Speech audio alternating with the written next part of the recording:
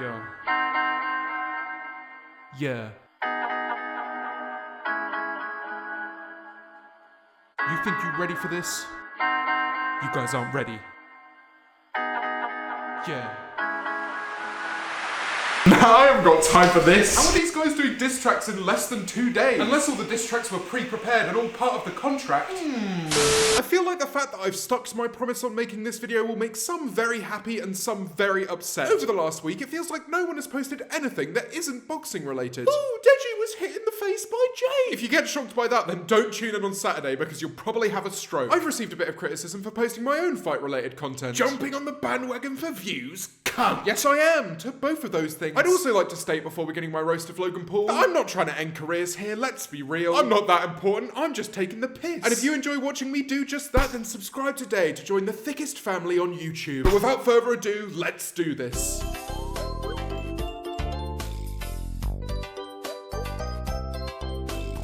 Suicide Forest. Okay, that's that one over and done with. You know what? I actually feel sorry for Logan Paul because he's not stupid. He's just, how do I say this? A fucking moron. I'm not sure what kind of drugs Logan was on to think it would be a good idea to put together a place aptly called the Suicide Forest and a happy-go-lucky daily vlog. I mean, the clue's in the name. Chances are you're going to find a corpse. But it could have been worse, in my opinion. If it had been like any other Logan vlog, he might have tased it or maybe even dabbed on it. He'd probably even try dropping his merch link. LoganPaul.com/fuckoff. But I want to stop talking about the Suicide Forest because every YouTuber and their nan has had their 2 cents at this point. Much like every YouTuber and their nan have uploaded a reaction video to every single bloody diss track that's been released over the last week. Now, I don't know about you, but having 4 separate but related diss tracks written, performed, and released in the same week sounds too good to be true. It's in the contract of the fight. It has to be. Make a mediocre song chatting shit about your opponent. There it is, right there in this copy of the contract that I definitely have. But with that being said, Logan still couldn't do it on his own. He had to enlist the help of KSI himself.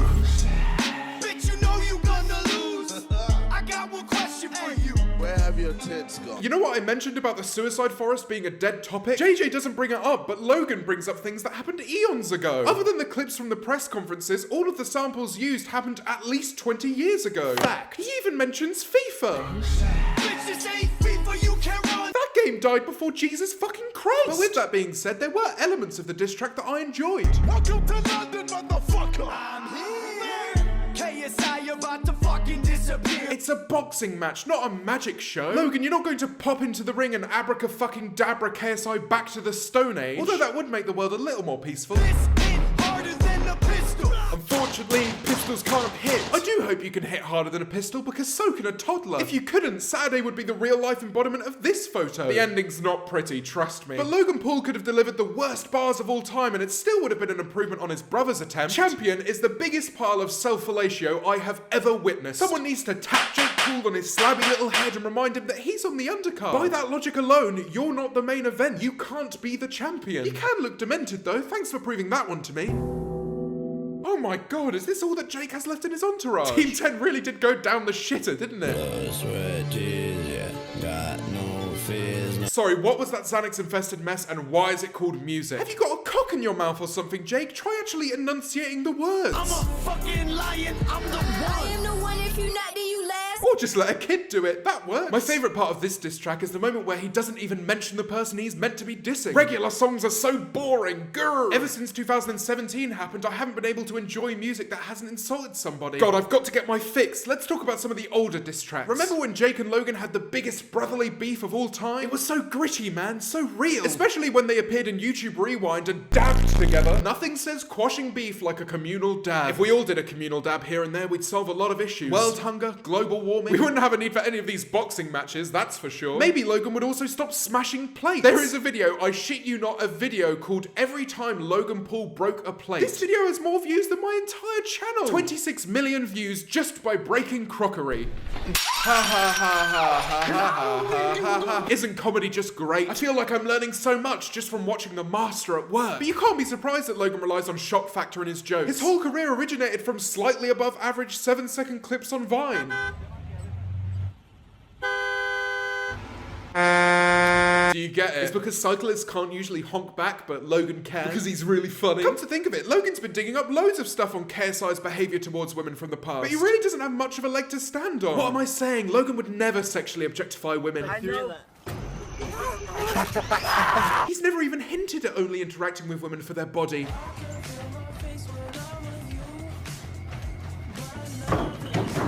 He would never act as if women were only good for one thing. I really like you. Well, you're like a brother to me. Wait, what? Where am I? Friend zone. You'd think that before bringing up someone else's questionable past, you'd perhaps want to make sure you weren't acting in the exact same way. Well, that's not the Maverick way, boys. As much as I think that some of the stuff that JJ has been saying about Chloe Bennett in the build-up to the fight has been a bit too much, it feels equally as bad to try and make out KSI as some misogynistic prick. He obviously isn't. At one point, Logan even says that KSI reminds him of how he was before January. I do recognize this type of behavior before, JJ. You are me moments before I flew to Japan. As if KSI is going to book a cheeky holiday to Japan and film a corpse. Logan's making the assumption that everyone who gets internet fame is going to act like him. That's a load of horseshit. It's almost like saying, oh, it could have been anyone. No, you were the moron. No one else was. But anyway, you enjoyed this in the KSI video, so let's take a little look at Logan's hair history. But James, your hair is shit. Fuck off. So here we go. Not sure what you were expecting, really. It's a pretty monotonous story. Except after January, when he got his hair cut for that suicide documentary he made. Maybe if my hair is different, people won't remember when I laughed about a man hanging himself. Don't worry, Logan, I promise. No one's forgetting that chestnut. But I'm done for today's video and for my videos covering the fight. In summary, who do I want to win? KSI. Who do I think will win? I have no idea. I'm so excited at the prospect of being at the event in Manchester. Although I'm a bit scared to be in the same room as Deji because he's an absolute weapon. All jokes aside, I can't imagine anything making me happier than if Deji were to kick the shit out of Jake. But I guess the chances of that are fairly slim. But if you have enjoyed this video, please leave a like down below, subscribe if you're new or have not done so already, and I will catch you next time.